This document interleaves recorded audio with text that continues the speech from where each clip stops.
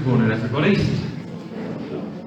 I've got my big Bible here, so I've had an extra stand put in, but I've got my backup Bible in my iPad as well, so if everything falls and that doesn't work very well, I've got my backup iPad. If you've got your Bibles with you, has everyone got Bibles that they can flick to or look at? Is that even a thing anymore, having a paper Bible around? I say that, apologies, I was looking at the younger generation. Do you know what a Bible is? A paper Bible? Have you seen one of them? No, never seen one. But for those of you who haven't met me or seen me before, my name's Sam. I grew up in this church. I was here for at least 20-something years.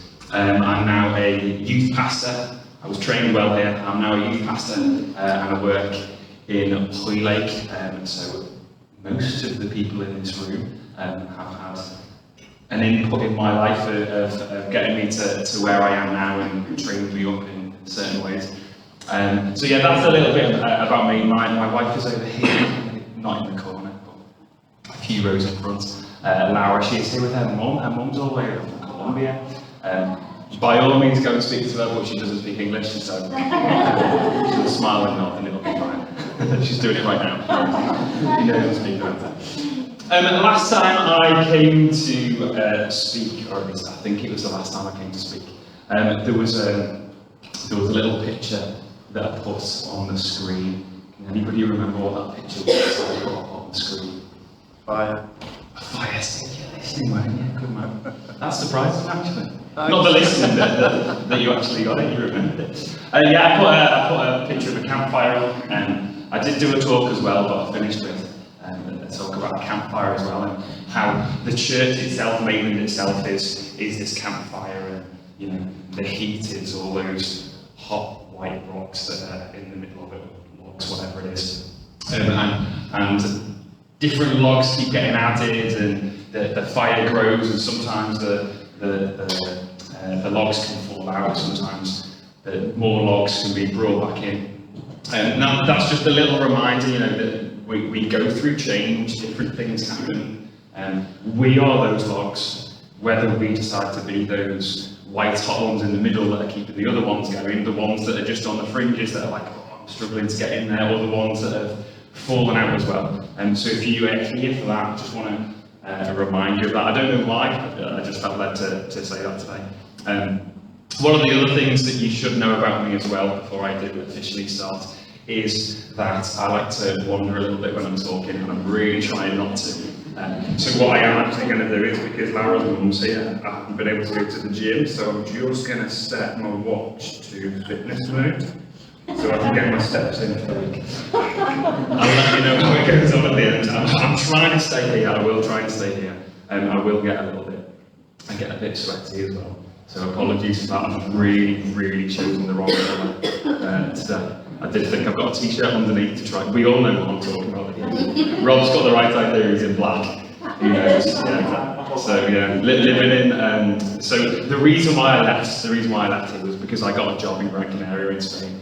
And that was one of my learning curves of wearing the right clothing that doesn't quite show up sweat patches all the time. I forgot about that today because it's got a little bit colder, but anyway, we are going to talk today. We're going to look through the life of Joshua. And before we start, let's just have a quick, think amongst yourselves, but also with the people next to you. What do you know about Joshua? What do we remember about the story of Joshua? And if that's nothing, you can turn to the person next to you and go, no idea. Okay, quick 30 seconds, go. What do we know about Joshua? Don't worry, there's no pressure. If you don't know, that is allowed.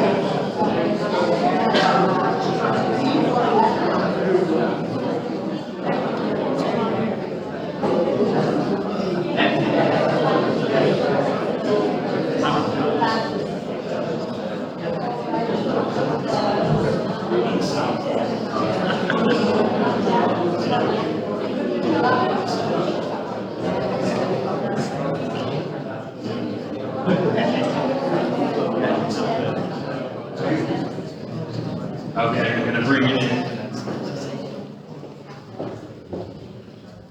Hey, that's good, that was so much better than teaching. Just bring it in there, everyone slowly. Why is that didn't have to do a countdown or anything. So Joshua, one of the most important things, was the successor of Moses. Okay, now I don't know what you were talking about in your little groups. I didn't hear this, but I guarantee I know what you two were talking about when we said Joshua. Was it by any chance singing Joshua fought the battle of Jericho? Was it not? Oh, that surprises me. Was that you, Rach? Okay, we all went to the same primary school as well when we were younger, so break times, assembly before break, we always sang that song. How many people had that in their head when I said about Joshua? Oh good, there was a few people. It wasn't just me.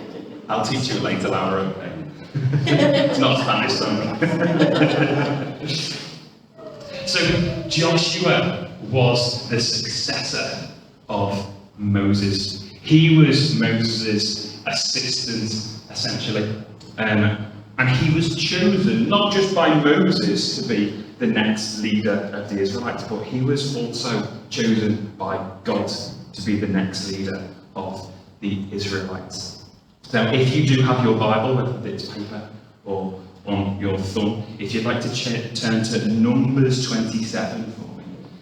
Numbers 27, verse 15.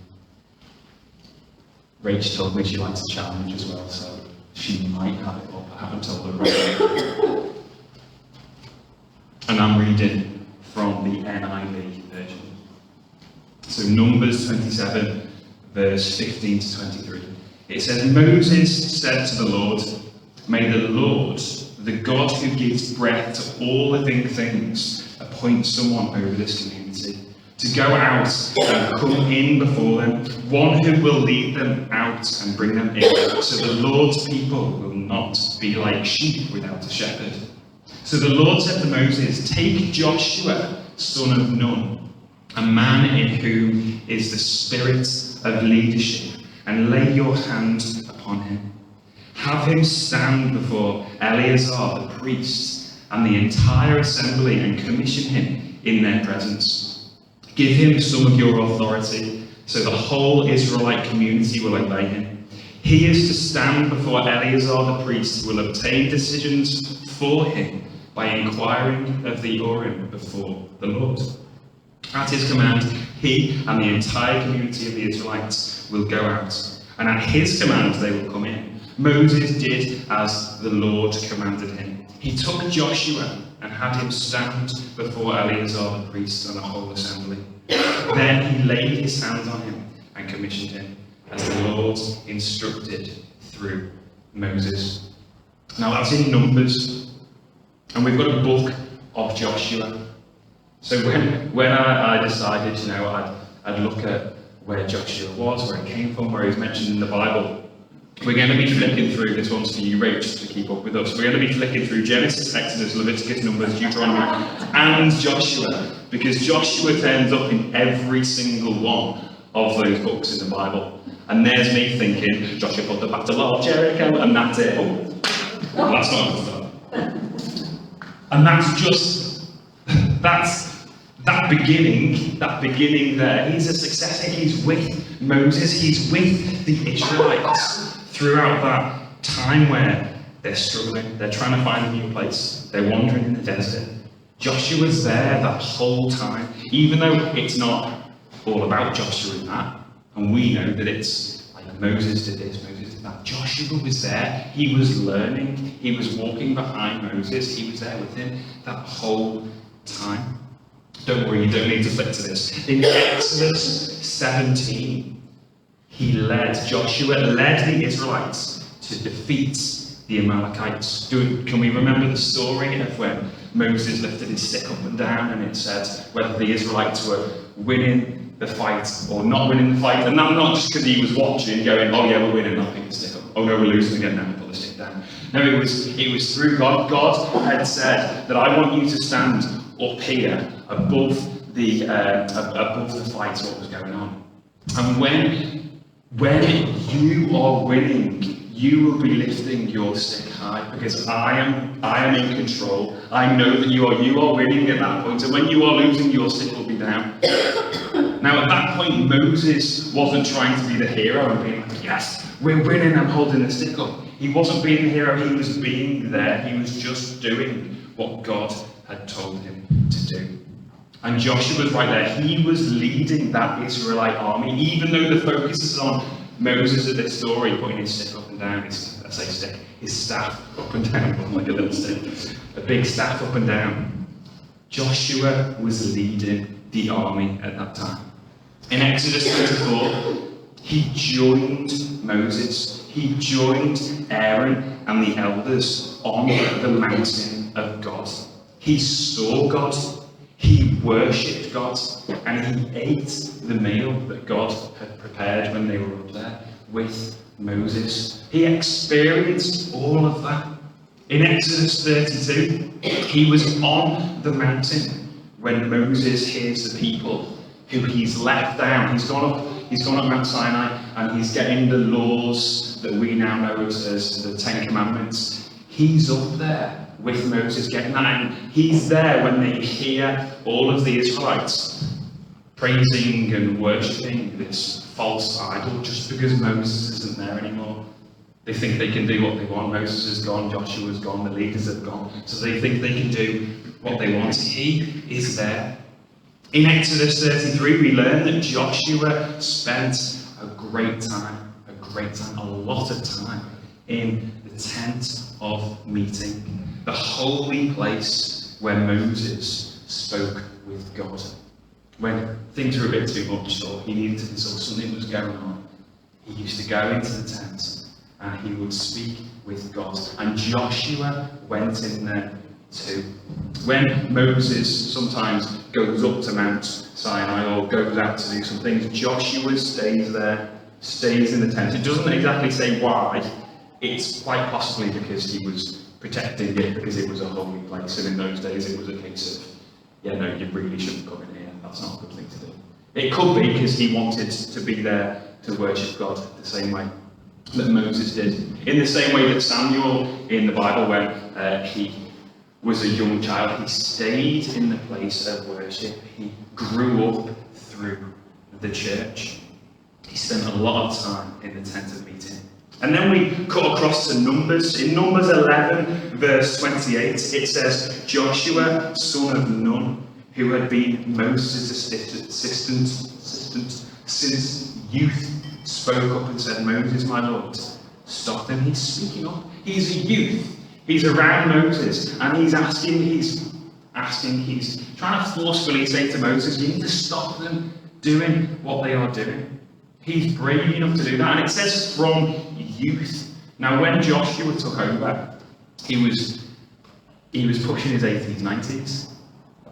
When he took over from Moses, he was older, and he's been with Moses from youth. Now, it depends what you think youth feels like. I kind of think I'm youthful still, but then every extra few years I still think I'm youthful, but then I see that there's other youth below me as well. How many people still think they're youthful? Who think they're youth still? Still youthful. It counts good. I'm glad you've got that confidence as well. Well, after yesterday when we were teleported back to 1972, I was struggling with all of that. In Numbers 13, Joshua is listed as one of the 12 spies sent in to explore the land of Canaan. He's mentioned as Hoshea? Yeah. Said that it's in the Bible, it's said as Hoshea. Okay, and Moses renames him to Joshua, so they kind of have Joshua and Hoshea as the name, which is quite an important thing. But that's not for now anyway. But yeah, he's mentioned there as one of the spies that goes in to check out the land of Canaan. And Moses names him as a result. He's urging the Israelites to go into the land. And Joshua is one of a couple of spies who actually come out of the land and go, no, God said this is our land, we like that land, that's the land that we want to go to. All the other spies were a little bit scared and like, no, I don't think we should do that really. But Joshua knows that it's what God wants, and he looks for the good in that land, and he wants to be in that land. Now, in Numbers 27, verse 15 to 23, are we in Numbers already? If you can flick to Numbers Numbers 27, 15 to 23. I'm going to do that as well.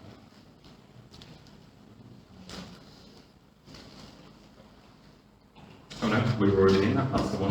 That's the verse I've already read, isn't it?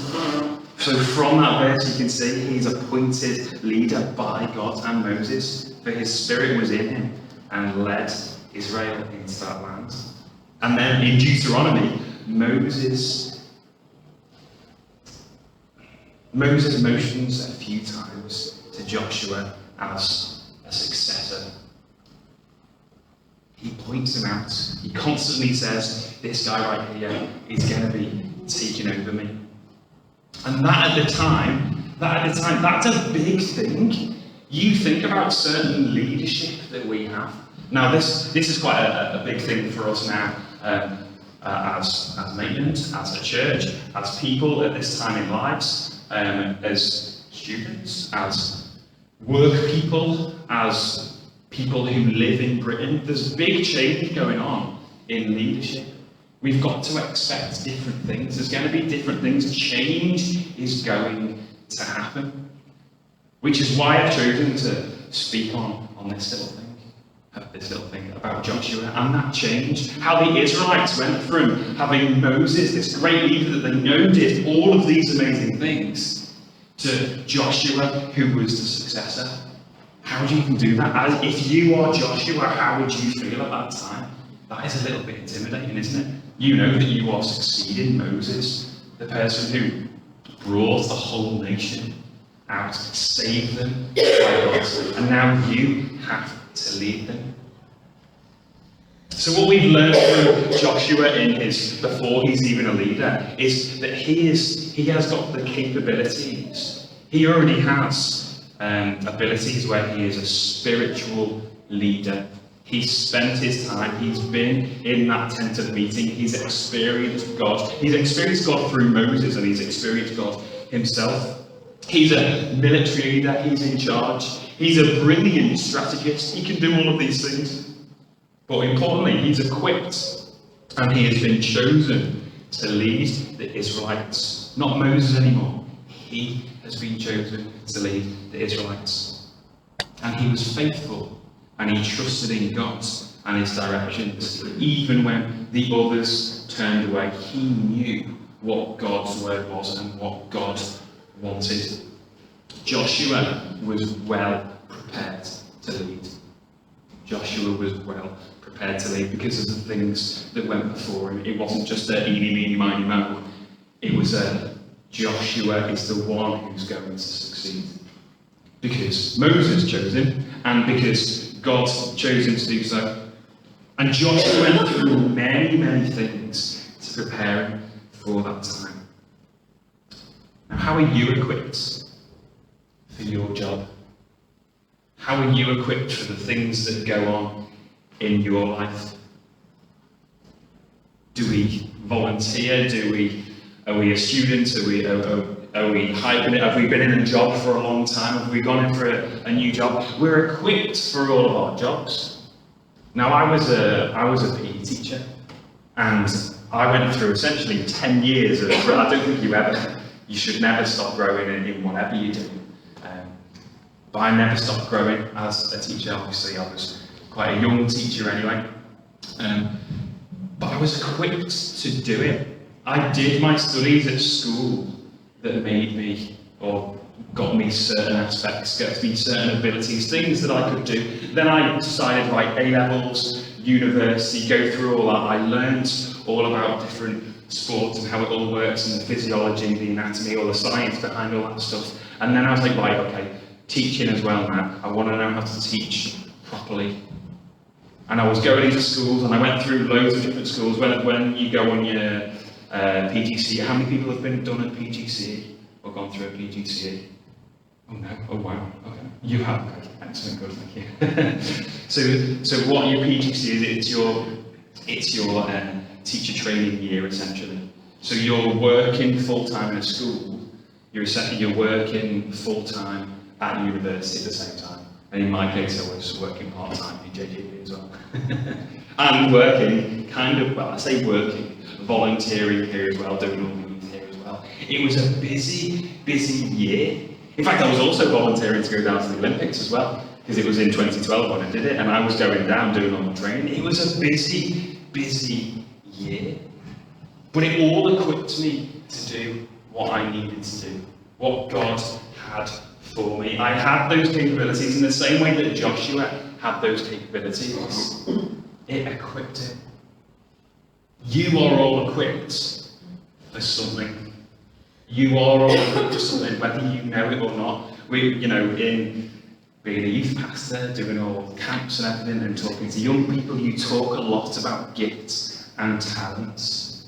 And that doesn't change as you get older. We've all been given gifts and talents. You may not even know it. I mean, I say this to kids, but I'm going to say it to adults as well. Even to you people at your ripe old age. You may have gifts and abilities and skills that you don't even know that God is wanting you to use. That God is wanting you to use.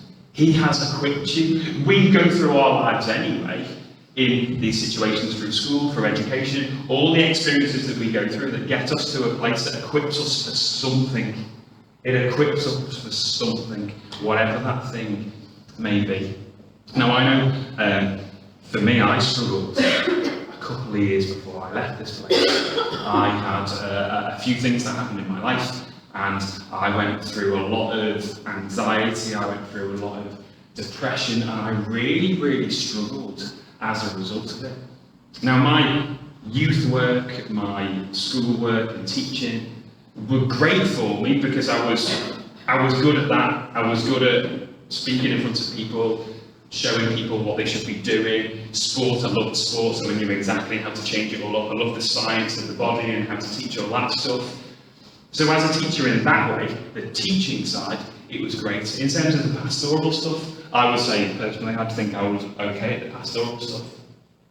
But experiencing that depression and anxiety, I learned some things through that I knew, okay, now I empathise with people, those kids that come up to me, or those teachers who are struggling those things. And I learned that.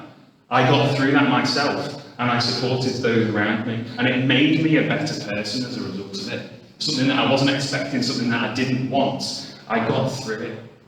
And I could help those people. And that wasn't an ability or a skill or something that I naturally had. That's something that I had to learn.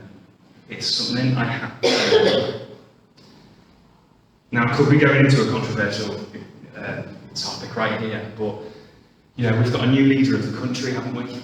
We've got a new leader of the country, and of course, we're all like, oh my word, it's not the Queen anymore. What are we going to do? It's a big change. It's something we haven't experienced this before to this level.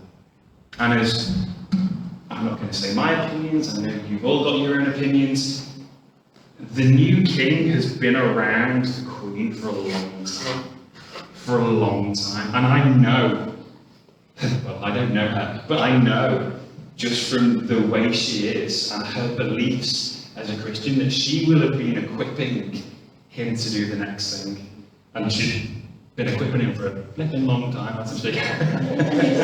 For a very long time. So of course, we may have our doubts, we may have our struggles, but he's equipped in certain ways. And he does have to kind of make an oath before God as well. So we just pray that God works through him as well. Through the church as well, Rob. Sorry to put this on you. But, same with you as well. You've gone through things. You've gone through education. You've gone through biochemistry to build you up to this moment so you can teach us all about biochemistry. No, but what Rob is saying, he's gone through, from seeing Rob's my cousin, by the way. So I'm not showing favouritism. If anything, I'll be honest. But Rob's equipped. He is equipped to lead. Maybe this here right now is equipping you for something else as well, which I'm sure it will be. But what you have got up to now, you have been equipped for this moment to be here. The struggles that you've been in through different churches, with family, through friends, it's equipped you for now. All the different churches that you've been in Delaney, you've been in Chester, you've been at Gyra before that as well. But you've had experiences through youth, through the adults that you are working with, through university, through school, that has equipped you for it. Now, I don't think I've told you this, but a few years ago, I was covering a PE teacher at Wirral Grammar School. Anyone from Wirral Grammar School here? Did anyone go to Wirral Grammar School? A couple? Don't be ashamed about it. I was teaching there a few years ago, and they're a very rugby-heavy school. Now, I was a sportsman, I loved sport, but I wasn't violent enough to do the rugby side of it, so I was always trying to sneak out, and the teachers were always trying to drag me in. And I was speaking with one of the teachers about, some of the years before, and I'd said about Rob, do you know Rob Capel? And they were like, oh yeah, really good sportsman, really good rugby player, really good athletics, you did sprinting and triple jump as well, didn't you? But he said, but he was too committed to the church. That was in school. So he would miss certain things from school because he was rushing off to do stuff at church. That's when he's at school. He's equipped to do it. He's got that commitment to God. He's not just here for the sake of it. Oh yeah, that's a good job. I know people there. He's got that passion in his heart. He is equipped to do it in certain ways.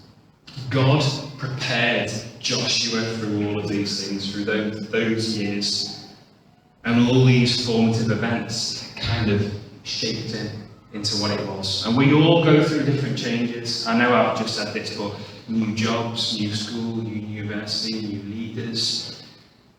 Changes happen. What changes do you have in your life?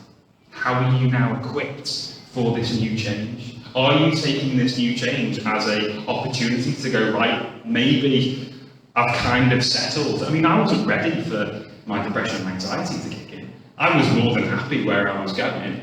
But maybe it was kind of just God kind of shaking it up a little bit and going, you're getting too settled now and I want you to learn this, I need you to develop this. So it can be uncomfortable, change is uncomfortable. But maybe God's equipping us all for something else. I mean, who has people gone to university? Josh Hubbard's gone to university? Yeah, anyone else? I really hope you haven't forgotten someone who usually sits next to you. Okay, yeah. Oh, Holly. Okay. Holly, that's she went a long time ago. Okay, Ollie and Josh have gone to university. Maybe they're watching online. If you are, hi. There's a camera right here, by the way. I'm not waving at Russ in a patronising way. Maybe that's going to equip them in some way. They're going to come back. You're going to see them in a new light. They're going to grow in a certain way. Maybe some of you have started new jobs, and it's a change, and it's a struggle. Yes, it's going to be hard, but God is there with us. We need to put our trust in God. He has equipped us for those times. He is equipping us for a time, no matter what age you are at, no matter how comfortable or uncomfortable you are at the moment. God is there. And change is hard. For Joshua, change was hard. He was then leaded. He wasn't Moses. People kept comparing him. Well, it doesn't say this. I'm guessing people will have been comparing him to Moses all the time. There was a lot of people in that Israelite camp. A lot of people. Of course they were going, oh, well, Moses wouldn't have done it like that. If Moses had done it. It's the same with me. When I turned up to my job in Gran Canaria, it was a new place for me. I had to find out what the previous teacher had been teaching and how they were teaching it. And of course I am not that teacher, so maybe they had trained up that group of kids to learn in a certain way. I had to, first of all, find the way that suited them, but also the way that suited me as well, which was quite a hard thing to do. And they'd say to me about the previous PE teacher, and I'd kind of bite my tongue and be like, yeah, that's a shame, he's not here anymore though, isn't he? But when I left, I made sure that for the last month at least, I was saying, don't worry, okay? I know, because, I mean, stuff like GCSE and A-levels, a lot of the kids that pick those subjects, yes, they like the subjects, but they also like the teacher as well, because you learn well when you're with that certain teacher. So I know a couple of them had signed up to do PE because they got on well with me. They liked my way of teaching, and I'd encouraged them in a certain way to get to that stage. So they were worried, so I was saying to them, okay, don't worry about it. I'm not the next PE teacher. He's not me. You need to not compare. The worst thing that you can be doing is comparing me with him, and the worst thing you can be doing then is saying to that new teacher, oh, well, that's not what Mr. Johnson used to do. Because that is, can you imagine? Can you imagine if Joshua was like, right, we're going to go and do this. We're going to go and do this thing. We're going to, if we're not trying to, in fact, link into Ross spoke at MCYC Live last night, and he actually spoke a little bit about Joshua, didn't he? And he said, let's go for a story that we all know. Let's walk around the city walls 7 times, and then we'll just blow our trumpets. And can you imagine if the Israelites turned around and went, that's not what Moses would have done. He would have raised his stick and gone kapow, and the walls would have just gone tumbling down straight away. What a rubbish song that would have been to sing. Joshua was there for his own right. He was equipped. God has equipped him in the right way. We shouldn't compare. There's the story as well of David and Goliath, one of my favourite stories to tell as well. And the older I got, the more things that I got out of the story of David and Goliath. And one of them was about how when King Saul had said, okay, yeah, go on, you do it. How weird's that, by the way? The king went, yeah, go on, little kid, you go and do it. Bit of a strange story, that, but still amazing in its own right. Saul goes, yeah, sure, you can go and fight, but here's my armour. And he passes him his own armour. Of course it's going to weigh him down because it's not David's armour. It's not what David's there for. It's not what he's got. I don't know whether I've spoken here about this. But I've spoken once about what's in your hands. What has God given you? Moses had his staff, David had his sling. There's loads of different things in the Bible where an object is what God has given that person, not something else. We've all got our own abilities, we've all got our God-given gifts. What is it? Don't compare, don't try and be like someone else. Do you, be you. That's who God made you to be. What your skills you have are what God wants you to use. Don't try and compare yourself to others, but use what He has given you in your hand. In Joshua 1, verse 1 to 18, there we go, sorry, I'm skipping back to the Bible now. In Joshua 1, verse 1 to 18, I'm going to have to flick to it as well.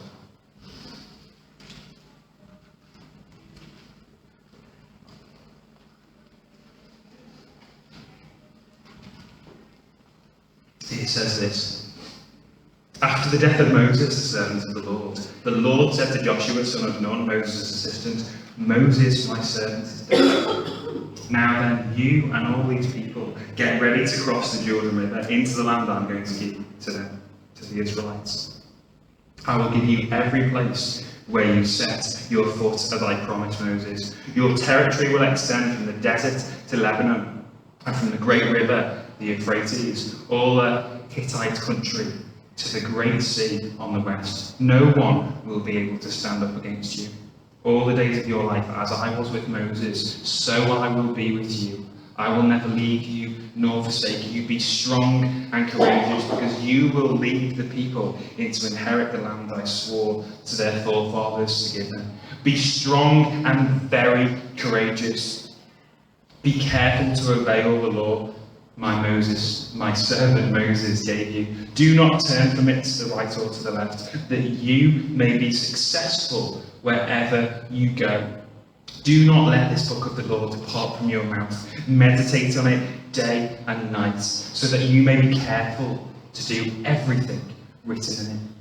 Then you will be prosperous and successful. Have I not commanded you? Be strong and courageous. Do not be terrified. Do not be discouraged, for the Lord your God will be with you wherever you go. Joshua ordered the officers of the people, go through the camp and tell the people, get your supplies ready. 3 days from now, you will cross the Jordan here to go in and take possession of the land the Lord your God is giving you for your own. And now there's loads of different words, and I hope I pronounced them correctly. But for the Reubenites, the Gadites, and the half-tribe of Manasseh, Joshua said, "Remember the command that Moses, the servant of the Lord, gave you. The Lord your God is giving you rest and has granted you this land. Your wives, your children, and your livestock may stay in the land that Moses gave you east of the Jordan. But all your fighting men, fully armed, must cross over ahead of your brothers. You are to help your brothers until the Lord gives them rest, as he has done for you, and until they too have taken possession of the land the Lord is giving to them.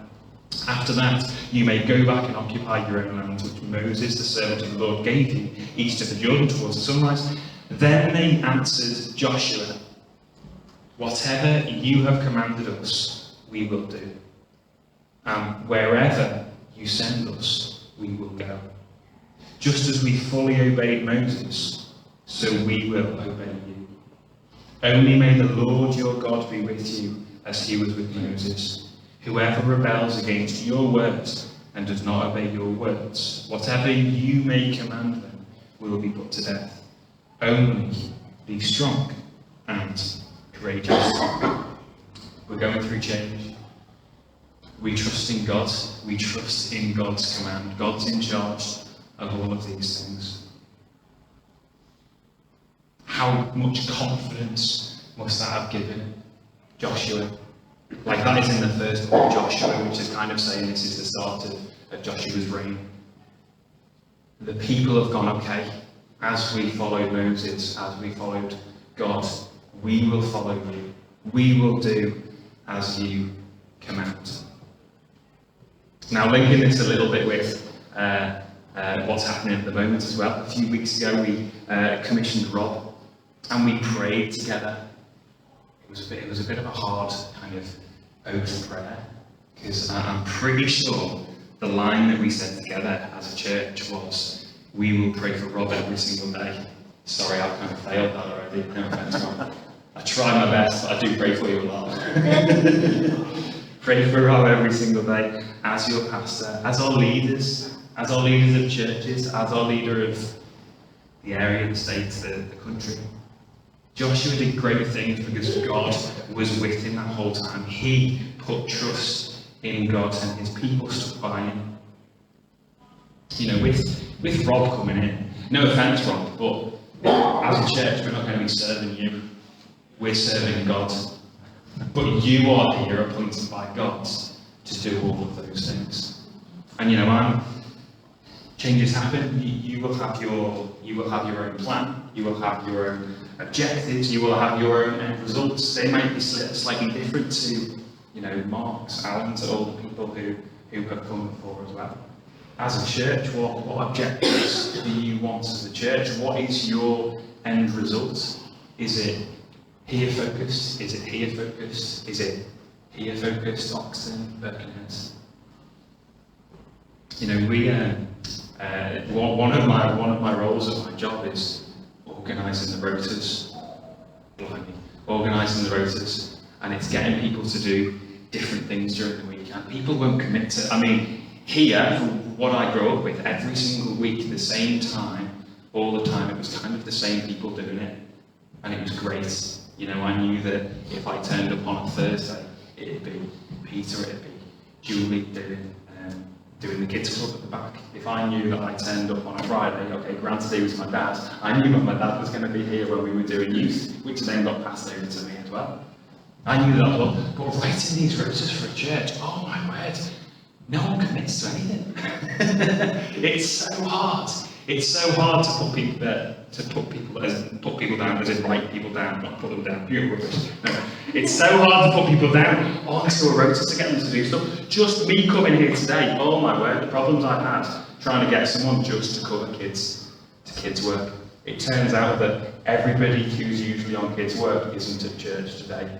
So we've had to kind of stick on a VeggieTales program and get someone to sit in the corner while they do it. So hard to do it. Now these guys right here, in fact these guys right here, fully committed to MCYC Live last night. We had a great time at MCYC, and Rach, fully committed to MCYC Live last night. They just stepped forward in the same way that, you know, the people said, okay, Joshua, in the same way Moses, yes, we want to do it because it's for God. It's for God, we want to do it, we're fully committed to that. Obviously I'm not saying, whatever Rob says, just go and do it. But be committed. Be committed through that as a church supporting. Obviously, I know you're going to do that anyway. But be committed to following your pastor in Rob as well. Now, Sue on that commissioning had said about Rob, I've had a word, we've heard this word, well, you stole a word from someone else. But that's okay, because now I'm stealing that word that you stole from someone else from me, if that's okay with you. But it was a misunderstanding in my way, because you said about a baton. So when you pulled out that wizard's wand, what was it? Conductor's baton, yeah. A conductor. It was quite, what are you doing? Just putting a spell on us, She pulled out this conductor's baton, and she said about, we've got a leader, Rob, you're the conductor, but we're all playing our own instruments, we've all got our own little things going on, and you've got to find a way of getting all that on. Now, for me, I heard baton, baton. I mean, there's kind of 3 different batons going on here, and I don't mean the one that you spin around and you swirl around and do all that sort of stuff. Do we know that baton as well? I've got this baton here. This is again, sorry, I'm linking it to the Olympics again. This is my Olympics baton.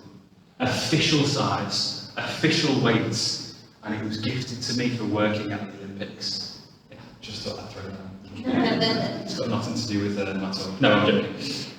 This baton, so when you were talking about your baton, I was going, oh yeah, what a great analogy that is. So I'm going to steal yours and change it slightly. The church is like an athletics running team, isn't it? In order to get the word of God around, in order to do God's work, we've got to pass it to the next person. Obviously 400 metres is slightly different, but imagine you're going like a marathon race. You could probably do a marathon race a lot faster if you had a lot of people doing little stints at the same time. If we all did like a minute of running, don't worry, I'm not forcing you to do it. If we all did like a minute of running and we passed the baton on to the next person, it'd be a lot better than just one person running it by themselves, wouldn't it? In the same way that at the church, Rob, don't take on too much yourself as well to do all of these things. Don't take the baton and go, I'm going to run around, I want to do all this. Make sure we're using people as well, because you've got a quality church here with quality people, and I know that there's some great abilities here as well. What are you laughing at? I'm being serious. Or was it? Never mind. I remember we did, what do we call it? Sunday night, what was it called? Y2H. We had Y2H. And I led a thing called Y2H, and these guys were in the band there, weren't you? And we'd get a speaker in every single, it was once a month on a Sunday night. And we'd ask people to do stuff, and it was amazing that people were coming to help serve God, to help us serve God as well. And it came to a stage where, I don't know whether you remember, there was, the walls had been freshly painted, and we had communion in the morning, and the table that used to be in the corner here was at the front still. We'd all set up when we'd all had a practice. And I was like, oh, we need to change that. And someone said to me, someone from the band was like, oh, do you want me to help you move that out of the way? But they were serving enough, and I'd gone, no, don't worry, I can do it by myself. And yes, okay, it was kind of a show of power, because I'm long enough to pick up a table by myself. I put my arms around this table like this, and I lifted it up, and I went to put it around here, and I really should have got someone to help me, because the brand new wall, does anyone remember this at all? I mean, I'm glad that no one does if that's the case. I took it round here and I cracked right here, and there was a scratch and there was a hole in the wall on a brand new painted wall, just because I was too busy going, don't worry, I can do it all by myself. So yes, in the church, make sure you're not doing it all yourself. You will get burnt out. In your jobs, in the things that you are doing, there are people around you that can do all this. I was a PE teacher. Sometimes I taught 200 kids. I'm not going to say by myself, because that would be really unprofessional of the teachers that were around me who went off to do their examination stuff and marking, whilst I was with those 200 people, so I'm not going to say that. I once had 200 people in a sports hall by myself, and we put out all of the volleyball posts, all the volleyball balls, all of the cones. Can you imagine at the end, all of the kids just went, okay, see you later. And I had to put all of that down by myself. I used the people who were around me. Maybe you're in a job, maybe you're in a situation, maybe even a volunteer, where you have got people around you. Let them help you. Don't do it all yourself. There was some great advice. I'm going to skip on because I went on one of my own tangents again. There was some great advice from, I think it was Moses' dad. Right, where are we? There was some great, in Exodus 18, verse 17 to 24, I do have it. Moses' father-in-law replied, "What you are doing is not good. You and these people who come to you will only wear yourselves out. The work is too heavy just for you. You cannot do it alone. Listen now to me, and I will give you some advice, and may God be with you. You must be the people's representative before God and bring their disputes to him. Teach them his decrees and instructions and show them the way they are to live and how they are to behave. But select capable men from all the people. Men who fear God, trustworthy men who hate dishonest gain, and appoint them as officials over thousands, hundreds, 15, tens. Have them serve as judges for all those people at all times, but have them bring every difficult case to you. The simple cases they can decide themselves. That will make your load lighter, because you will share that. They will share that with you. If you do this, and God so commands, you will be able to strain. You will stand the strain, and all these people will go home satisfied." Moses listened to his father-in-law, which is a very important verse anyway. Moses listened to his father-in-law. I know that just from wedding speeches of mine. And did everything that he said.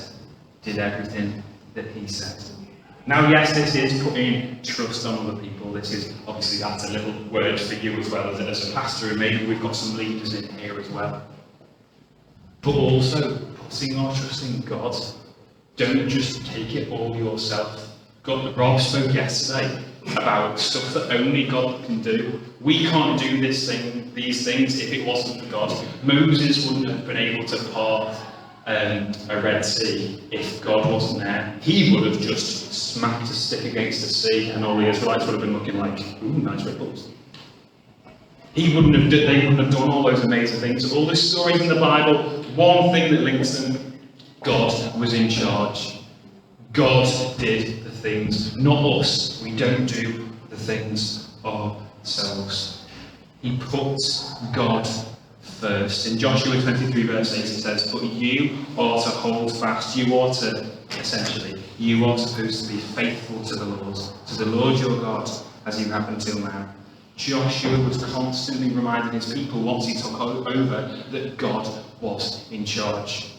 God gave him the strength. It was by God's strength. Not by the coffee we get in the morning. Not by the kick that we get from the radio. Not by whatever it is that you do. By God. God gives us the strength to do the things that we do.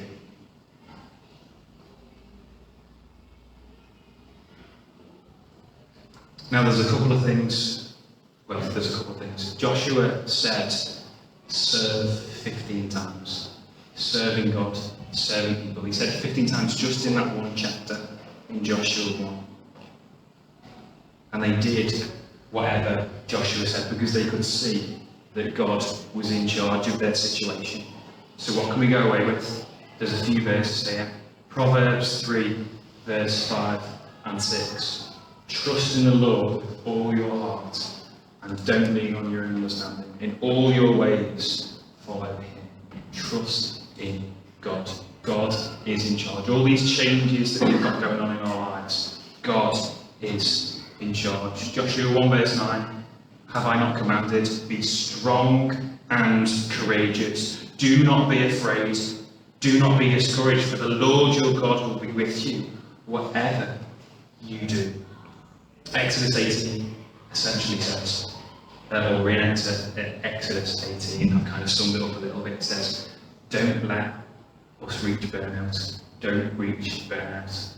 God is there for us. There are people around us to support us, to be with one another. We are that baton team. And I don't mean baton team. And I don't mean baton team. I mean passing the baton on to each, supporting each other. Joshua 23, verse 8, essentially says, be fully reliant and fully faithful to God.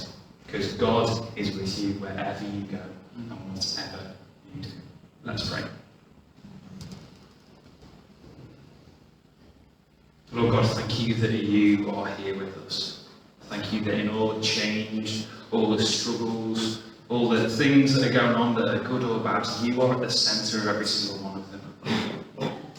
We pray that we would be able to see you in all of those things, in all of those changes, and all the abilities that we have, in all the situations that we are put in. Let us see you. Let us put our trust in you, Lord God. And as we go into this next stage of our lives, whatever that may be, we pray that we would just put all of our trust in you, that we would rely on you, we would be faithful to you. In your name, amen.